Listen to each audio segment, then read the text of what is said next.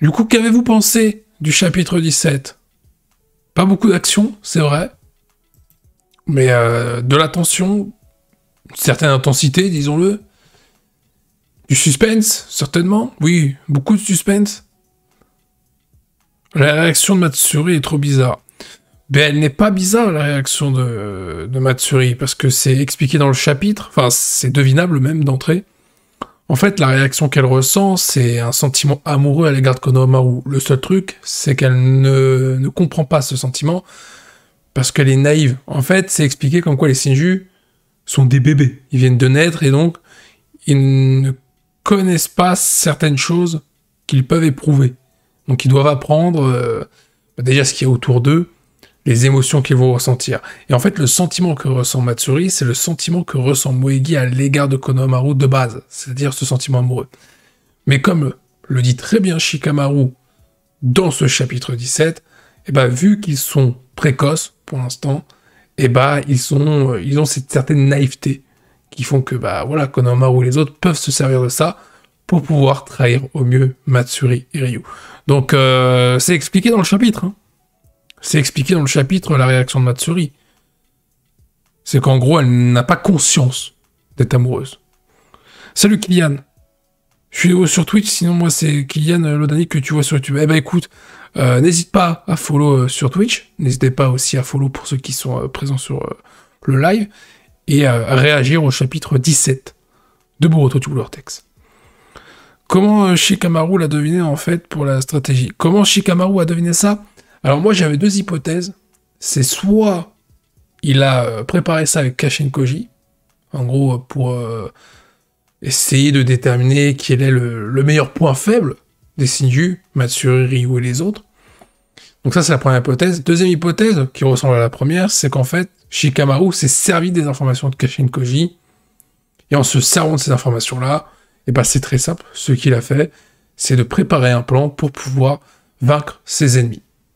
Et c'est un peu Shikamaru tout craché, c'est le Shikamaru, souvenez-vous, dans son stratagème, c'est du Shikamaru un peu quand il s'apprêtait à affronter Kakuzu et Hidan, lors de la mort de Asuma. Là, c'est le Shikamaru des grands chapitres, j'ai envie de dire. Sarada m'a fait de la peine pendant tout le scan, j'ai retenu que ça, non, je rigole quand même pas, non, le scan bien que Parlotte nous a mis expliqué ce qu'on ne savait pas encore. Et au final, ce qui est intéressant avec ce chapitre, on peut faire un parallèle. Donc, il y a la situation des Shinju, il y a la situation de Konohamaru, qui, lui, n'est pas aussi dur que Shikamaru, parce qu'il se dit que même si Matsuri est une ennemie, le fait qu'elle ressente des sentiments à l'égard de Konohamaru, Konohamaru hésite à exécuter le plan.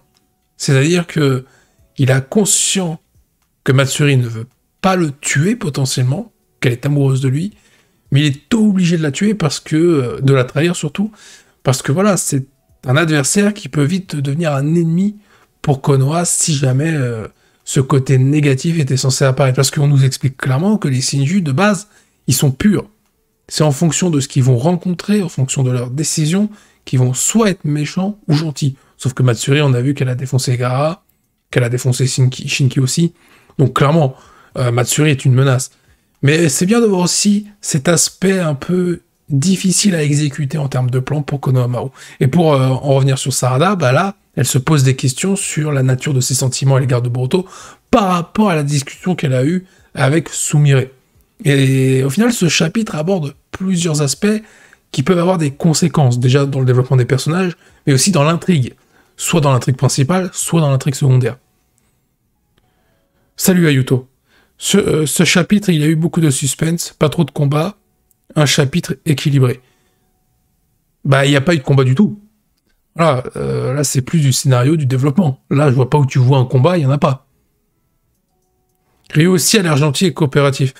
Tu vois, pour Ryu, au début, sur comment il est introduit dans le chapitre 17, j'avais plus l'impression qu'il allait se méfier, comprendre qu'il y avait un plan qui était en train d'être exécuté pour Konoha et du côté des Shinobi-Tsuna. Et je pensais vraiment qu'à un moment donné, que Ryu allait faire semblant d'être tombé dans le panneau. Et au vu de ses réactions, on voit des réactions naïves. Et ça revient à ce que je disais, au final, c'est un personnage qui est naïf dans sa prise de décision. ou plutôt dans sa réflexion. Mais c'est ça qui est bien, c'est qu'on voit vraiment des shinobi de Konoha et de Suna, vraiment, surtout Konoha, qui sont pour l'instant dans ce côté stratagème, essayer de piéger les deux Shinju. Et forcément, après, est-ce que ce plan-là va mener à quelque chose de concret, à la réussite notamment? Moi, je pense qu'il va se passer quelque chose qui va casser le truc. Soit Matsuri va se rendre compte que Konohamaru ment, soit Ryu sait que Konoha est en train de le berner, et donc au moment où il va être confronté au shinobi de Suna, clairement, ça va mal se passer. Parce que ce qui est intéressant, c'est déjà ce que dit Kashin Koji à Boruto. Il dit qu'il y a très peu de probabilités, très peu de chances qu'ils échouent. Forcément, ça va pas se passer comme prévu. Et il y a un truc qui est intéressant, c'est que Ryu dit à un moment donné que Jura a fait comprendre au Shinju qu'il fallait respecter les shinobi de Konoha, parce que lui a beaucoup de respect pour eux. Et moi, ce que je trouve bizarre, c'est pourquoi Ryu n'a justement pas évoqué le fait que Boruto était aux côtés de Sarada à un moment donné. Parce que là, au final, si les shinobi de Konoha arrivent à berner Matsuri et Ryu, c'est parce qu'ils ont fait croire aux deux Shinju qu'ils avaient un point commun, qu'ils recherchaient Boruto, parce que pour eux, c'était un traître. Le problème, c'est que Jura a vu Sarada et Boruto se battre ensemble face à Hidari. Et certainement que Matsuri et Ryu sont au courant. Et c'est ça que je me dis qu'à un moment donné, ça risque de coincer, parce que je suis persuadé qu'Hidari va intervenir pour être confronté face à Sarada. Et le truc, c'est que si ça arrive, Hidari va forcément raconter aux deux autres Shinju que Sarada, elle ne peut pas rechercher Boruto puisqu'elle s'est battue avec lui contre lui. Donc, elle s'est battue avec Boruto contre Hidari, vous m'avez compris. Je sens qu'Amado est en train de préparer son plan pendant que les ninjas sont concentrés sur la menace. Et ça aussi, c'est un...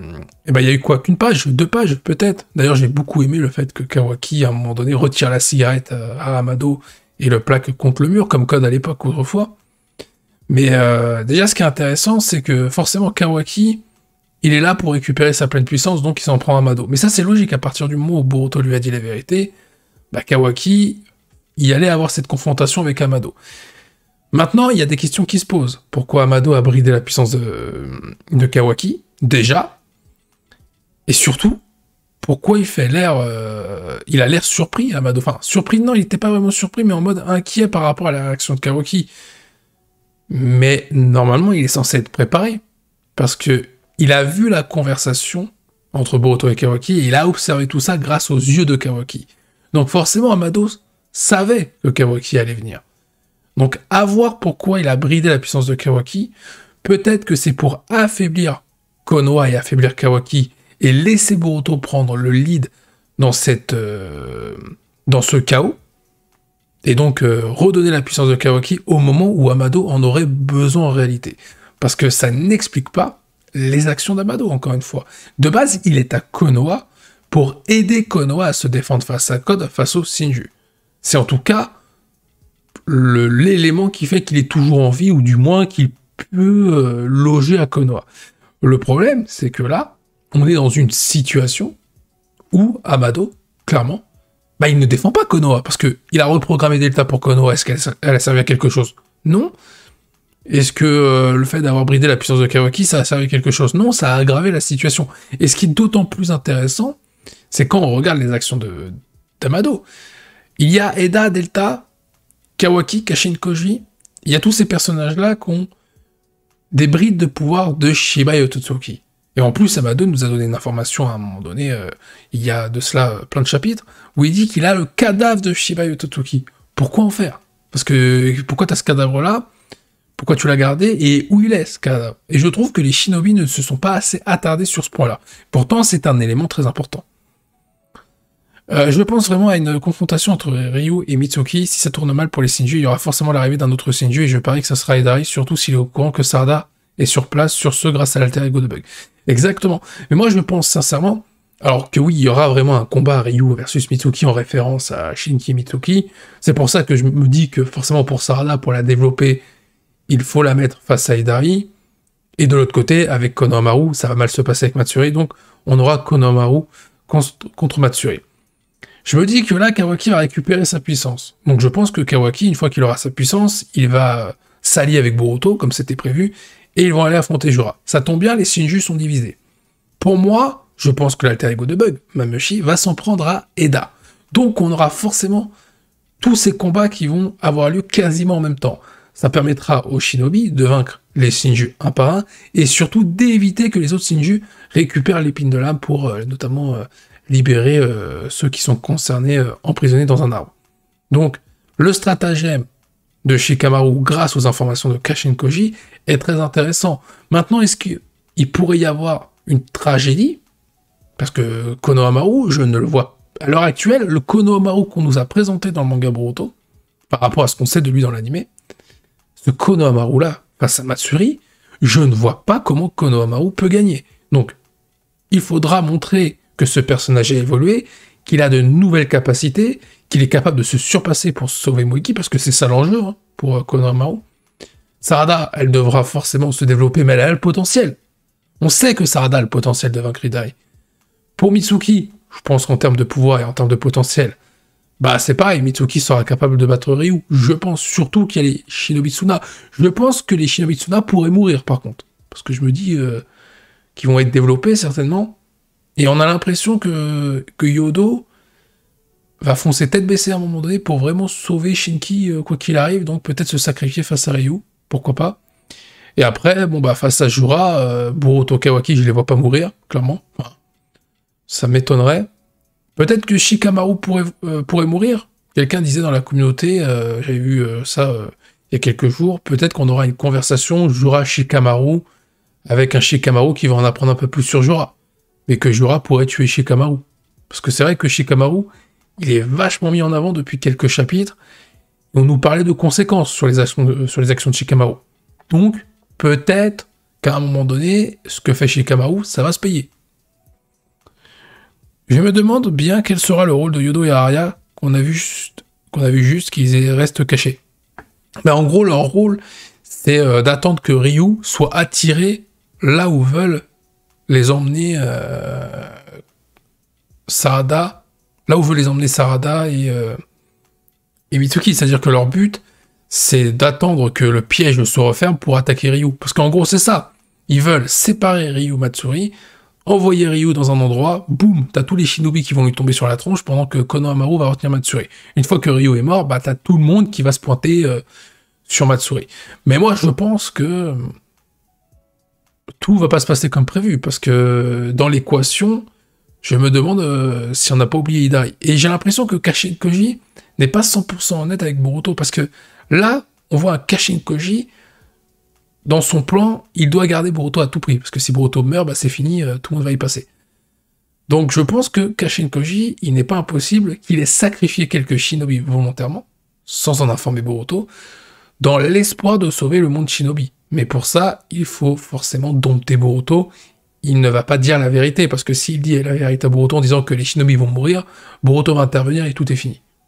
Donc, au final, Kashin Koji, peut-être qu'il a pris cette décision-là pour... Enfin, il a pris la décision de rien dire à Boruto pour être sûr de sauver le monde. Donc, ça nécessite des sacrifices. Surtout, la réaction de Kashin Koji à l'égard de Eda, où il dit qu'elle n'a pas besoin de s'en faire, que Mamoshi n'est pas en train de l'observer. J'ai la nette impression, clairement, que le prochain chapitre, t'as tous les Shinju qui vont débarquer. Pour moi, Mamoshi, dans peu de temps, il est face à Eda. Et face à Demon par la même occasion. Leur but, c'est la mort. Comment ça, c'est la mort, Kyutsun? Pourquoi tu dis ça? L'objectif des Shinju, c'est pas de mourir. Hein. Eux, c'est de s'intéresser à ce qui les entoure. En fait, c'est de grandir. Les Shinju, malgré leur taille, ce sont des enfants. C'est-à-dire qu'ils sont en quête d'apprentissage. C'est une question d'éducation. Mais Kankuro, dans tout ça, il est où, franchement? Ça, c'est vrai que c'est une bonne question, pour le coup. Parce que Kankuro, il a été prévenir Konoha de ce qui se passait par rapport à Suna, et depuis, il a disparu. Mais là, c'est encore un problème de Boruto True Vortex, l'ancienne génération qui est absente. et qui pourrait servir, parce que là, t'envoies limite des mômes, hormis Konohamaru. Enfin, limite Konohamaru, mais c'est pas avec ça que tu as gagné la guerre non plus. Mais t'envoies des mômes se charger de la menace des Shinju. Et c'est là que ça pose question sur, mais à quoi sert l'ancienne génération? Je veux dire, Kakashi et Tsunade, ils ont pas 80 ans, ils peuvent encore servir. Rock Lee, Kiba, Kankuro, tu l'as dit, Temari, tout ça, ils pourraient intervenir. Ça pourrait aider. Tu vois, c'est... Après, je peux comprendre peut-être que quand Jura va passer à l'action, peut-être que tu auras l'ancienne génération qui va protéger Konoha. Mais est-ce que c'est vraiment... Au total, si on regarde vraiment... Enfin, si on prend en compte la globalité de ce qui nous est proposé, est-ce que c'est réellement logique qu'on envoie des mômes avec Konohamaru par rapport à ce niveau de menace? Tu vois, est-ce qu'il n'aurait pas été intéressant de faire un Konohamaru, Rock Lee, Kakashi, Tsunade? Tu vois, parce que là, tu mises sur l'expérience, sur le niveau. Sarada, Mitsuki, c'est encore que le potentiel. Ou à la rigueur, que eux soient là, oui, mais que t'aies de l'expérience à côté. Parce que, bon, Konohamaru, faisons le palmarès de celui-ci, quand il était petit, il a vaincu un Pain, bon, c'est déjà bien en soi. Mais dans Boruto True Vortex, dans Boruto première partie, Konohamaru, ça a failli mourir face à Jugo. Tu vois, donc là, je suis inquiet. Et Sarada, bon, elle n'a pas fait grand-chose non plus, il faut le dire. On ne parle que de potentiel pour Sarada. Mitsuki, on ne connaît pas vraiment son niveau de puissance, mais ça reste compliqué, c'est par rapport à la menace qui nous est présentée. On parle de Matsuri, déjà, pour se donner une échelle de puissance, d'un personnage qui est capable de battre Gaara facilement. Donc déjà, il faut que tu aies minimum le niveau Kazekage, et au-dessus du niveau Kazekage, pour affronter peut-être la Shinju la plus faible de tout le groupe. Parce que je pense que Ryu est légèrement au-dessus. Quoique Ryu, en vrai, c'est l'alter ego de Shinki. Donc pour moi, peut-être que Ryu est plus faible. Ensuite, il y a Kiya Hidai, donc l'alter ego de Sasuke, donc déjà tu vois le niveau. Jura, c'est l'alter ego de Jubi. Et l'autre, c'est vrai qu'il y a Mamushi, l'alter ego de Bug. Donc en termes de niveau, peut-être que c'est faible aussi. Mais malgré tout, tu vois, Matsuri, qui est donc l'alter ego de Moegi, on est sur un niveau, comme je l'ai dit, niveau Gaara. Donc, il aurait été légitime qu'on voie l'ancienne génération intervenir. Mais peut-être qu'on verra ça dans l'animé. On verra peut-être pas ça comme ça. Enfin, ce qui sera canon sera adapté pour l'animé, mais je veux dire, peut-être qu'on aura des explications en plus pour justifier ça. Yodo et Arya, car je ne vois pas trop à quoi ils serviront ensuite dès que Ryu sera neutralisé. En gros, Yodo, elle veut libérer Shinki quoi qu'il arrive. À se demander si Yodo n'a pas des sentiments pour Shinki, mais les deux sont là déjà pour aider les shinobi de Konoha, et surtout libérer leur ami. Toneri doit faire quelque chose, mais sauf qu'il est toujours gelé. Mais Toneri, je ne sais même pas si on va le revoir. Pour moi, le Jogan, on va le voir dans le manga. J'ai l'impression que Sumire va servir à ça. Pour moi, elle va servir à la réintroduction du Jogan pour le manga, et la réapparition de celui-ci pour la partie animée quand on y sera. Mais je vois clairement Sumire avec ce rôle-là, et forcément, si le Jogan réapparaît, t'auras un lien à faire avec Toneri. Mais Toneri ne peut rien faire. Il est pas... Enfin, il est gelé, scellé, c'est comme tu veux, mais c'est beaucoup trop tôt. Moi, je pense vraiment que là, Boruto, son prochain combat, c'est face à Jura, avec le problème qu'il a, c'est-à-dire Momoshiki. C'est quoi déjà le style d'attaque de Matsuri? Je ne me souviens plus. Je crois que c'est le vent. Non, c'est pas le vent, c'est le bois. C'est le Mokuton, si je dis pas de bêtises. Si je me base sur Moegi. Donc pour moi, Matsuri devrait maîtriser le Mokuton. Franchement, comme c'est lui qui a passé l'info, Kankuro, j'aurais aimé qu'il aide au moins sur... Comme c'est son frère aussi, et qu'il est dans la mouise. Alors après, tu peux peut-être justifier le fait de l'absence de Kankuro, parce qu'il était à Konoha. Tu vois, il est à Konoha... Je crois qu'il était à Konoha, je crois qu'il n'était pas au téléphone de Shikamaru. Donc admettons qu'il était bel et bien à Konoha. N'hésitez pas à me le dire dans le chat, si c'était ça. On peut peut-être dire qu'il est en train de faire le voyage pour aller à Suna. Donc à un moment donné, peut-être que les shinobi de Suna seront en difficulté, t'auras l'intervention de Kankuro pour affronter Ryu. Pourquoi pas, ça peut être sympa. Donc tu peux justifier le fait que, bon voilà, le mec n'a pas traversé deux pays en un chapitre. Tu vois. Même s'il y a un petit temps de... J'ai l'impression qu'il y a pas une ellipse, mais il s'est passé peut-être 2-3 jours entre le moment où Sarada s'est disputée avec Sumire et le moment où elle se retrouve dans cette mission. Voilà, mais... Quoique non, ça tient même pas. Bah oui, je suis bête. Là, je viens de me donner un contre-argument. Parce que si Sarada s'est disputée avec Sumire et qu'elle est déjà au village de Suna, sachant que Kankuro a donné l'alerte un petit peu avant, Kankuro devrait être présent, en fait. En fait, dans la logique des choses, oui, Kankuro aurait largement pu être là. Donc, ouais, ça tient pas. Mais ça revient au problème que j'ai dit, l'ancienne génération qui est éclipsée pour laisser place à la première. Et c'est vrai qu'il y a... En fait, j'ai pas l'impression qu'il y a eu un passage de flambeau.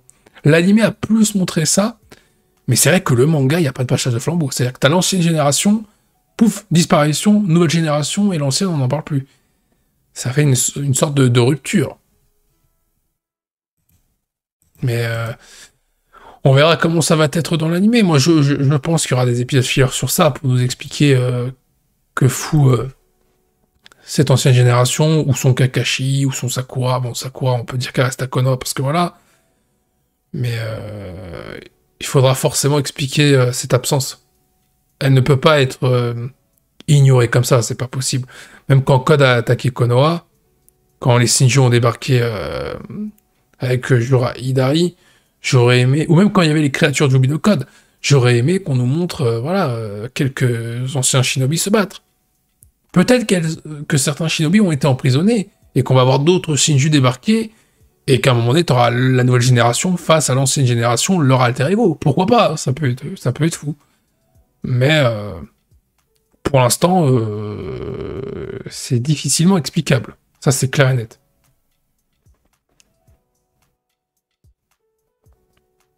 Est-ce que vous voulez évoquer quelque chose d'autre dans le chat? Parce que là, on a directement attaqué le morceau de cette review du chapitre 17. S'il y avait une note à donner pour vous, sur 10, on va pas mettre sur 20, on va mettre sur 10, vous mettriez combien pour le chapitre 17? Moi, je vous donne ma note, je mettrais... Il n'y a pas eu d'action. En fait, moi, j'ai trouvé le chapitre à la fois drôle, sur ce côté stratégique des Shinobi de Konoha et de Tsuna, et je l'ai trouvé très intéressant dans le développement, pour les personnages, là où ça pourrait aller au niveau de leur évolution. Donc moi, je mettrais un bon... Là, je mettrais un bon 9 quand même, parce que je trouve que le chapitre était vraiment bien. On s'ennuyait pas. Et il se passe pas mal de choses, parce qu'on voit du Boruto, on voit du Kawaki, on voit du Ryu, on voit du Matsuri, on voit du Jura à un moment donné. Bon, la scène de Jura, c'est pour le côté comique en mode... et pour justifier le chapitre 16 aussi, sur ce qui avait été dit, en mode il attaquera pas Konoha, mais... Voilà, il faut le laisser tranquille. Et il achète ses livres posés. Donc voilà, c'est un chapitre plutôt sympa à lire. Est-ce que la clé de tout ça n'est pas Himawari, sachant que Jura est à la recherche de Naruto et que celui-ci l'a confondu avec Himawari? Parce que le retour de Kurama n'est pas anodin et à négliger non plus. Le retour de Kurama, c'est surtout pour donner un power-up à Himawari, et je pense qu'à un moment donné, Himawari va pouvoir s'illustrer en maîtrisant la puissance de Kurama. Déjà. Mais je pense que la cible de Jura, ça reste Naruto. Il a été surpris de voir Kurama, de ressentir Kurama chez Himawari, et non plus dans Naruto. Mais je pense que sa cible n'a pas changé. Maintenant, ce qui est intéressant, c'est le fait de voir que Jura, si Himawari est amené à être face à lui, Jura pourrait s'en prendre à elle. C'est comme ça que Kashin Koshi a présenté le truc à Shikamaru. Bon, peut-être que finalement, la cible de Jura n'était pas Naruto, mais Kurama. Pourquoi pas? Mais je reste persuadé, malgré tout, que sa cible n'a pas changé, et c'est Naruto. Maintenant, oui, s'il veut s'en prendre à Himawari, c'est parce que il y a Kurama. Le manga va trop vite, c'est pour ça que l'ancienne génération n'a pas pu laisser la nouvelle génération prendre leur place comparé à l'anime. Bah ouais, il manque un truc, hein. Ça c'est clair et net, entre l'ancienne et la nouvelle génération, il manque quelque chose. Alors je pense que Kishimoto, et peut-être que je me trompe, mais j'ai la nette impression que Kishimoto a voulu en fait que Konohamaru soit l'entre-deux. Soit un peu celui qui représente le passage de flambeau. Peut-être avec Shikamaru aussi, parce qu'on voit que Shikamaru fait confiance à Konohamaru. Donc je pense qu'il a voulu se servir de ces deux personnages-là pour amener une transition de l'ancienne génération avec la nouvelle. Mais ça marche pas parce que Le problème, c'est que l'ancienne, tu ne la vois pas, hormis quelques personnages comme Shikamaru, Sakura de temps en temps, et Ino. Et ça fonctionne pas parce que l'adversité qui est proposée, bah tu la mets directement face à la nouvelle génération, sans même prendre en compte l'ancienne. Et c'est dommage, parce que si tu prenais l'ancienne génération, mais elle échoue à affronter cette adversité, mais que tu vois la nouvelle génération qui s'efforce à devenir plus forte que l'ancienne pour surpasser les obstacles, je trouve que tu crédibilises déjà la nouvelle génération par rapport à cet exploit. Tu mets en avant la menace, parce que tu dis, ok, l'ancienne génération, elle peut rien faire. Un Kakashi est faible face à un Shinji, tu dis, bon, bah là, c'est la merde, disons les termes. T'aurais pu crédibiliser la menace, tu crédibilises la nouvelle génération, je l'ai dit, et surtout, tu mets en avant l'ancienne génération, le passage de flambeau, tu pouvais faire plein de trucs. Ça n'a pas été fait. Après, c'est un choix qu'a fait Kishimoto avec son dessinateur Ikimoto, et ils ont laissé le fait que l'animé s'occupe de ça. Hein. Maintenant, à voir ce que fera l'animé, parce que je sais que la suite de l'animé, sur l'adaptation, il y aura moins de fillers. Donc je pense qu'ils vont continuer à faire des complémentarités sur des épisodes en plus, mais il va falloir que...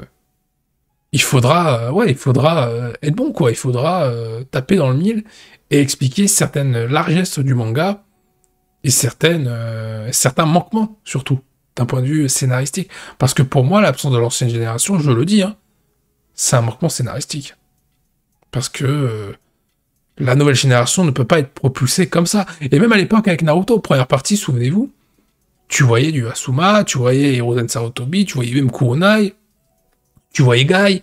Donc t'avais la nouvelle génération qui était là, qui était autrefois représentée par Naruto, Sasuke et Sakura, mais l'ancienne génération, notamment avec Kakashi, bah, c'était présent pour amener l'héritage, pour amener cette transition. Tu vois, pareil pour Naruto Shippuden, hein, parce que le début de Naruto Shippuden, à ce moment-là, donc t'as l'ellipse qui est passée, Naruto est bien plus fort, Sasuke a sombré, Sakura c'est devenu bien plus fort aussi, mais t'as encore Grand-Mère Shio, tu as t'as un peu d'Asuma avec Shikamaru, tu as toujours Kakashi, tu as l'autre là, comment il s'appelle, Yamato, tu as, j'allais dire Tasai, mais non, mais Yamato du coup c'est bon, et t'as d'autres personnages, tu vois Kankuro un peu au début, bon, il appartient à la génération de Naruto, mais tu vois encore des personnages de s'illustrer, tu vois Guy, tu vois qui d'autre, t'en vois d'autres, hein, j'en oublie certainement, mais tu revois les Kage à un moment donné aussi, les Kage, les anciens Kage. Donc tu as cette ancienne génération qui est présente, mais elle permet de mettre en avant la nouvelle génération. Là, le gros problème, c'est qu'il manque ça, en fait, aujourd'hui. Et non seulement il manque ça, et tu comprends pas pourquoi. Tu te dis, bon bah, ils sont où? Si, je sais pas, dans le prochain chapitre, on nous dévoile une forêt d'arbres avec que des prisonniers à l'intérieur, avec que l'ancienne génération, je te dis, ok, là je comprends. Là je me dis, ok, là c'est bon, on a une explication. Et bienvenue à toi, Toshiro, pour ce follow. Donc tu vois, c'est là où je veux en venir. C'est de me dire, bon bah, il manque un petit élément. Et un élément qui gêne un petit peu quand même. Jura qui est fort, et tu as Daemon qui a le pouvoir de repousser toutes les attaques contre son lanceur, et il veut s'en prendre à Jura, et quiconque touche à sa sœur, il ne le laissera pas faire. Est-ce que vous sentez Daemon à la hauteur de ses Shinju?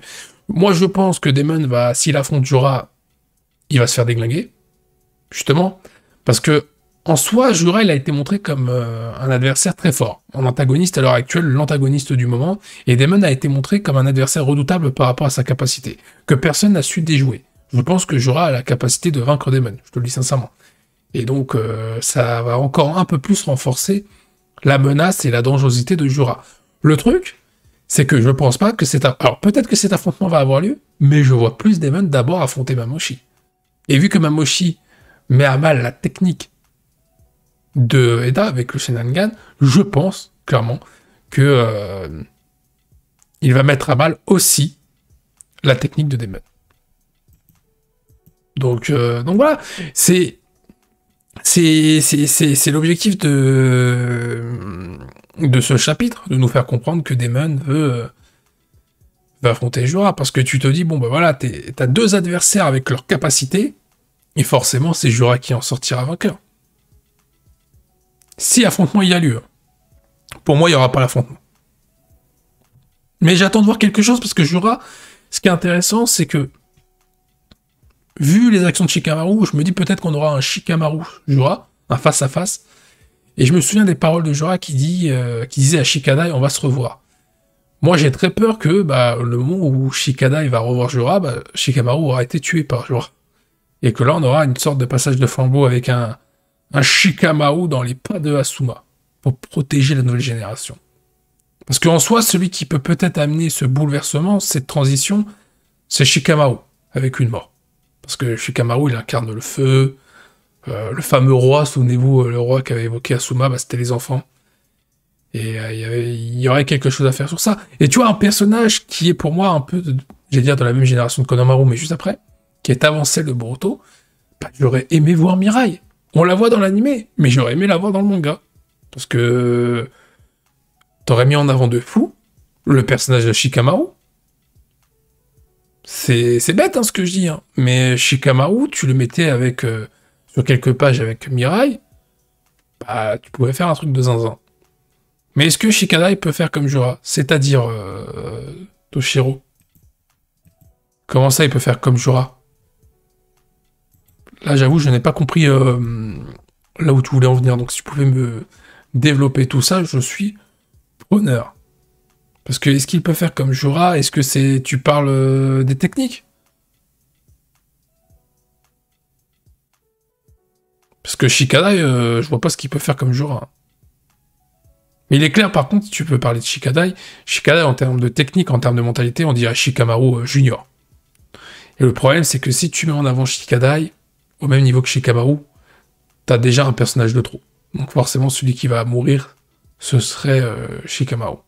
C'est pour ça que je me dis qu'une mort de Shikamaru n'est pas à exclure, surtout dans les prochains chapitres, et le fait qu'on ait appuyé les conséquences de ses actions, déjà sur le fait qu'il pourrait se faire virer en tant que Hokage, mais moi je pense pas à ces conséquences-là, moi je pense à des conséquences où ce qu'il a fait pour libérer Boruto, il a fait d'aider Boruto, d'aider indirectement Kashin Koji et d'aller contre Amado, et d'aller contre les Shinju, ça peut amener à une tragédie le concernant.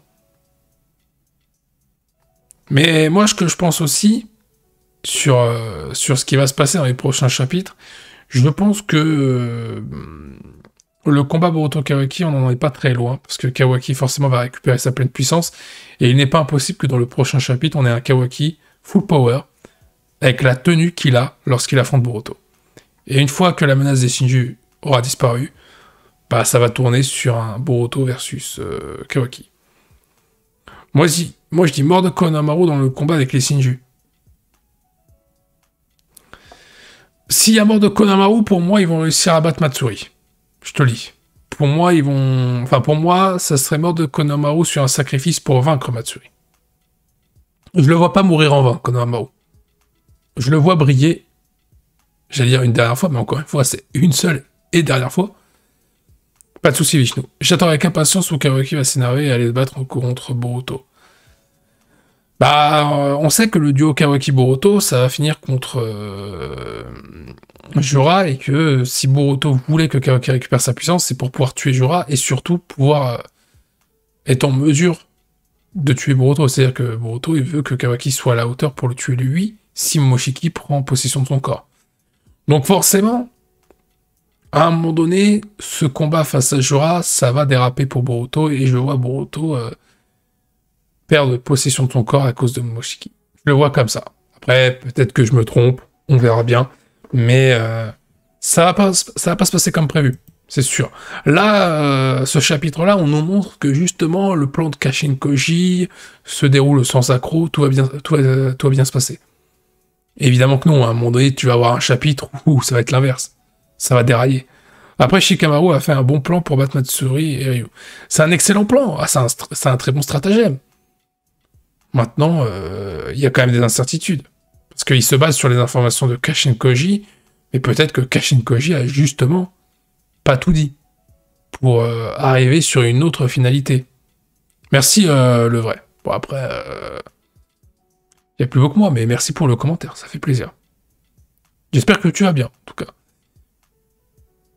Après, comme je l'ai dit, pour le plan de Shikamaru, il y a des incertitudes. Tu as Hidari qui pourrait débarquer, et là, c'est foutu. Pour ce qui est du stratagème, parce que forcément, il va dévoiler toute la vérité. Et le deuxième problème, c'est est-ce que Matsuri va se ressaisir à un moment donné? Quand est-ce qu'on prend un café? Oula, déjà, j'aime pas le café. Aïe, aïe, aïe, aïe, aïe. Ça va faire 2 ans qu'on n'aura pas vu Momoshiki. Oui. Même plus. Ah, 2 ans dans notre chronologie à nous. Dans la chronologie de Boruto, ça fait un peu plus, techniquement. Mais il est apparu durant l'ellipse. À un moment donné, Boruto a dit qu'il avait perdu le contrôle, tu vois. Bah après, oui, effectivement, Yuffie. Après, voilà, je précise, moi, c'était l'ironie, hein. Parce que le premier abonné qui va me donner, proposer un café, forcément, je vais pas accepter, tu vois ce que je veux dire. Mais pour revenir à ce que tu disais, Kylian, forcément, Momoshiki, on va le revoir prochainement. Et je pense que ce sera lors du combat face à Jorah. Je le vois pas revenir avant. Alors, comment il va se manifester? Merci pour le follow. Moi, c'était 100% du cœur. Ah, je suis désolé. C'est 100% stream, comme on dit. Mais c'est clair et net que Momoshiki va se manifester, mais comment est-ce que ça va être dans l'esprit de Boruto, dans une situation où Jorah va le tuer et Momoshiki va prendre Boruto par les sentiments en disant que voilà, je dois intervenir sinon on va y passer tous les deux, ainsi que le monde Shinobi. Je le vois comme ça, tu vois. Donc, à voir ce qui va se passer concernant Momoshiki. Peut-être ce qui serait intéressant, ce serait un Boruto qui accepte l'alliance avec Momoshiki et Momoshiki qui est sincère. Donc les deux sont en paix. Ça serait un peu gros. Mais en gros, les deux acceptent de cohabiter dans un seul et même corps. Donc Boruto prend cette résolution-là. Et au moment où il se débarrasse de Jorah, il veut annoncer la nouvelle à Kawaki, qui ne le croit pas, et Kawaki veut quand même le tuer. Et ce serait assez dingue, par contre. Mais moi, j'attends beaucoup ce moment où Boruto va être en galère. Parce que c'est vrai que depuis le début de Boruto True Vortex, hormis la fois où il était face à Kawaki avec ce Kama qui était en train de s'activer sur son bras, on a vu qu'il était en galère. Et c'était la seule fois où il a paniqué. Mais en soi, à chaque fois qu'il a affronté un adversaire, même les Shinju, hein, si on se souvient bien, il était face à Jorah Hidari, face à plusieurs Shinju, et il était en difficulté. Mais ça va, il tenait la distance quand même, hein. Alors que face à Mitsuki, ça a été rapide. Face à Code, voilà, encore plus rapide. Face à Kawaki, on a compris que Kawaki était plus faible, donc forcément Boruto plus fort. Est-ce que le Jobi est plus puissant qu'un Ototoki? Est-ce que le Jobi, donc tu parles peut-être de... Est-ce que tu parles de Jobi ou tu parles de Jorah? Le Jobi, est-ce qu'il était plus fort qu'un Ototoki? Non, je pense pas. Et est-ce que Jorah était plus fort qu'un Ishiki? Je pense pas non plus, parce que l'échelle de puissance a baissé quand même. À partir du moment où Naruto a perdu Kurama, et Sasuke sur Rinnegan et que Ishiki est mort, on est quand même descendu d'un cran au niveau de puissance. Mais c'est compliqué en fait à évaluer la nouvelle échelle de puissance, parce que je sais pas où on pourrait situer Jorah. Si Jorah, on prend en compte que c'est le niveau de Jobi, est-ce que ce Jorah-là aurait le niveau d'un Ishiki, par exemple? C'est dur à juger.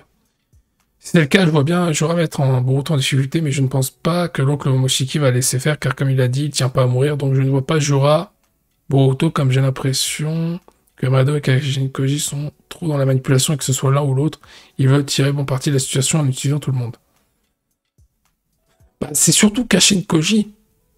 Enfin, Amado, oui, il est dans la manipulation. Kashin-Koji, je pense qu'il est dans la manipulation, mais de manière différente. Dans la manipulation pour que le futur soit l'un des meilleurs possibles, et Amado, je pense que c'est l'inverse, justement. Mais c'est là que c'est intéressant, parce que finalement, si les deux sont bien dans la manipulation, t'en as un qui manipule pour le mal et qui sacrifie des personnes, et t'en as un qui manipule pour le bien, mais qui sacrifie aussi des personnes. Donc au final, c'est quoi la finalité du truc, tu vois? C'est quoi la mentalité qu'il faut retenir? À mon avis, Momoshiki va apparaître grâce à Momoshiki. Soit Kawaki récupère sa pleine puissance, puis active de son plan de son Kama pour éliminer Momoshiki directement. Moi, je me suis dit peut-être comment... Parce que techniquement, pour affronter Jorah, Kawaki va devoir activer son Kama. Boruto va devoir l'activer aussi, ou alors il va s'activer lui-même par rapport à Kawaki. Donc Momoshiki pourrait apparaître à ce moment-là. J'ai la nette impression que ce duo est amené à se produire pour protéger Boruto. Parce que ce qui est intéressant, c'est que Kashin Koji nous dit que Boruto est amené à mourir face à Jorah. Oui, Boruto va mourir face à Jorah, sans être tué par Jorah, mais mourir de l'intérieur par rapport à Momoshiki. Donc ça se trouve, c'est pour ça qu'il a besoin de Kawaki pour pallier à toute éventualité. Mais ce qui est intéressant, c'est que Kashin Koji ne veut pas perdre Boruto. Donc il y a un délire où peut-être que Kashin Koji dit des choses à Boruto pour manipuler le monde Shinobi, mais en réalité Kashin Koji manipule Boruto pour arriver à quelque chose. Pour moi, je pense que l'ancienne génération va mourir au fur et à mesure face aux Shinju, en commençant par les personnages moins mis en avant comme Kankuro, Rock Lee. Je les vois pas mourir. Ou du moins pas tous. Est-ce que tu penses qu'un Otsutsuki peut avoir l'avantage face à un Shinju? Oui. Oui, clairement. Oui, parce qu'ils sont dit qu'en termes de mentalité, ils n'ont pas le même niveau. Enfin, ils n'ont pas la même connaissance, le même apprentissage. Donc, oui. Après, c'est ça aussi. C'est-à-dire que les Shinju, c'est déjà redoutable, mais sur le long terme, ça peut devenir encore plus fort, plus puissant. Par rapport à ce qu'ils peuvent apprendre. Donc, attention à ce que ça va donner. S'il les laisse en vie. C'est pour ça qu'aussi, c'est ça qui est bien avec ce chapitre, c'est qu'on voit Konohamaru hésiter sur le cas de Matsuri, au moment où il faudra trahir. Et peut-être que, justement, c'est peut-être ça qui pourrait mener à la perte de Konohamaru. Sauf que Konohamaru aura la possibilité de tuer Matsuri, mais il va trop hésiter et ça va mal finir. Mais on voit vraiment un Konohamaru se dire, bah voilà, est-ce que ça vaut le coup de tuer Matsuri? Parce que là, pour l'instant, elle ne veut pas le tuer. Elle a un sentiment plutôt positif à son égard, disons-le. Mais tu sais très bien qu'il faut se débarrasser de Matsuri. Déjà pour libérer Moegi, mais surtout par rapport à ce qu'elle est capable de faire et ce qu'elle est capable de devenir, tout comme les autres Shinju. Après, quand on parlait de l'ancienne génération, je pense à Orochimaru qu'on n'a toujours pas vu dans tout Blue Vortex, et vu qu'il est immortel, je pense que ça pourrait être intéressant de le faire apparaître et voir un développement sur ce personnage.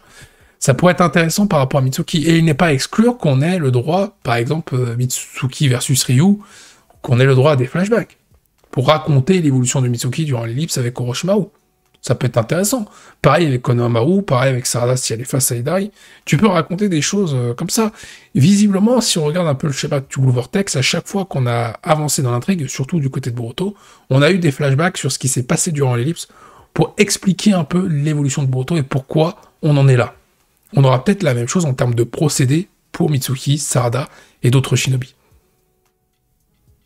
Et est-ce qu'il va réutiliser la réincarnation des âmes? Non, je vois pas Orochimaru ressortir ça.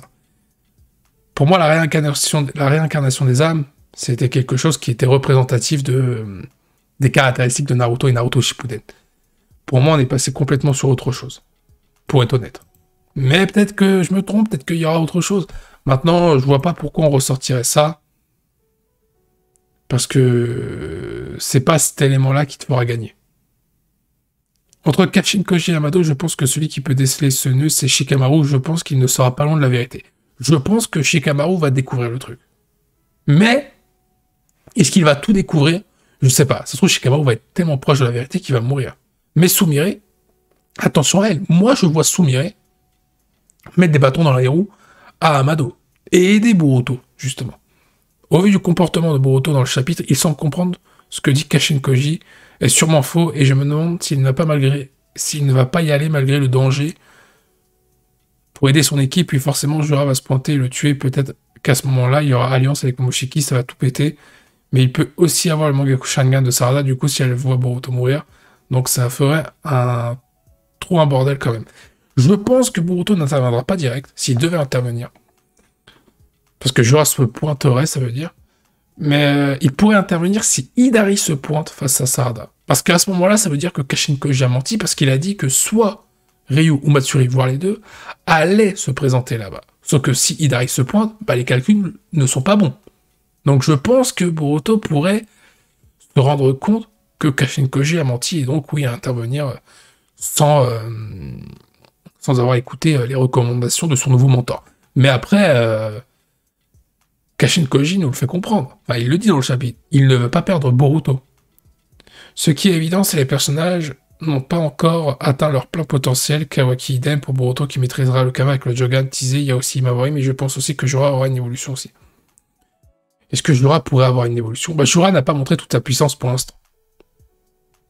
Parce que Hidari, on a vu... Après, Hidari, il a été surpris, donc Hidari, on n'a pas vu grand-chose non plus. Mais faut voir ce que ça va donner quand Jura va s'y mettre vraiment. Est-ce qu'il y aura une nouvelle évolution pour Jura? Je pense pas. Attention au personnage de Code aussi. Hein. Code, il veut tuer Boruto. Et comme ça, Kawaki est livré au Shinju. Parce que faut pas oublier que les Shinju veulent Kawaki ou Boruto pour leur objectif d'arbre divin. Le fruit du chakra, etc. Mais ils ont un deal avec Code. Code peut tuer Boruto et en gros, Kawaki est pour les Shinju. Donc attention à Code qui pourrait débarquer aussi. On a tendance à l'oublier, lui. Pour battre les Shinju, il faut que les cibles doivent surpasser leurs propres émotions, sinon c'est la mort qui les attend. Exactement. Après, Boruto, il s'entraîne davantage dans le présent pour être intéressant vis-à-vis de la difficulté qui se présentera à lui. Je pense que s'il débloque un nouveau Rasengan comme Luzoiko, s'il peut avoir un level up comme on a eu avec Sasuke et Naruto à leur époque, ça pourrait être très, très intéressant. S'il peut avoir un level up comme ont eu Sasuke et Naruto à leur époque, après, non, ce sera pas un level up de ce niveau-là, malheureusement. Ce sera pas un level up de ce niveau-là. Parce que déjà, c'était des personnages importants, Naruto, Sasuke, principaux. Donc les personnages secondaires vont pas avoir ce même type de développement. Après, Boruto, pour revenir à lui, Boruto, j'ai envie de te dire, il aura même un développement supérieur. C'est logique. Et Mawari, tu penses qu'elle pourrait utiliser le mode Hermétrique Kudo? Non. Parce que là, ça voudrait dire que tu fais un copier-coller de ce que faisait Naruto et tu mets ça à Imawari. Je trouve pas ça forcément utile, tu vois. Donc, j'ai envie de voir Imawari se développer par elle-même avec Kurama. En plus, Kurama nous dit que Imawari, il y a une meilleure connexion avec lui que par rapport à Naruto. Donc, j'ai envie de voir Imawari, justement, utiliser Kurama à son plein potentiel, pour le coup. Parce que ça a été teasé. Donc, j'ai envie de voir Imawari avoir ses propres caractéristiques. Pourquoi pas? Nous verrons bien, j'ai envie de dire. Mais j'ai envie de voir ça, hein. J'ai envie de voir ça. Mais j'ai pas envie de voir un copier-coller, par contre. Ça, c'est clair et net. Bon, est-ce que vous avez d'autres choses à dire ou on coupe ce stream ici? Ça fera un petit stream d'1 heure à peu près, 50 minutes, 1 heure. Je trouve qu'on a bien décortiqué les choses. Alors, pour la petite info, le chapitre 18 sortira, il me semble, le 20 janvier. Oui, c'est ça, c'est le 20 janvier, sur le site de Manga Plus. Non, peut-être l'équivalent du mode Baryon sans les mêmes dégâts pour Naruto. Est-ce qu'Imawari aurait un mode Baryon? Ah, plus une équivalence. Parce qu'encore une fois, oui, Imawari mode Baryon, si ça arrive, on va être heureux, on va être waouh, ça va être incroyable. Mais déjà, le mode Baryon, ça voudrait dire mort de Kurama à nouveau. Mais je ne vois pas le même truc, je vois une équivalence. Je lis les derniers commentaires, je réagis encore un petit peu, et après, on va se quitter là. Après, je sais pas si les antagonistes de tout leur texte seront que les Shinju et Kawaki. Non, les antagonistes, il y en aura d'autres. Bah déjà, tu sais que Shiba Otsutsuki va débarquer à un moment donné, et tu sais qu'Amado aura un rôle. Imawari doit s'entraîner pour devenir plus forte. Ça, je suis d'accord. Kashin Koji a exactement la même chose que Jiraiya a fait quand il s'est retrouvé face au Pain, en laissant un code, puis tu as Kashin Koji avant de mourir, qui voit tous les futurs possibles. C'est là que le parallèle est beau entre Kashin Koji et Jiraiya. Mais c'est clair et net que Kashin Koji, clone de Jiraiya, il y aura une rencontre avec Naruto à un moment donné, c'est sûr. C'est tellement évident.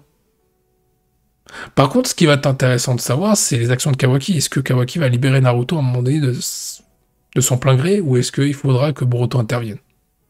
Telle est la question. Peut-être que c'est Imawari qui va libérer Naruto. Juste avant de partir, je vous invite à liker et à vous abonner si ce n'est pas encore fait, et à suivre d'autres vidéos qui pourraient vous intéresser, elles sont juste là.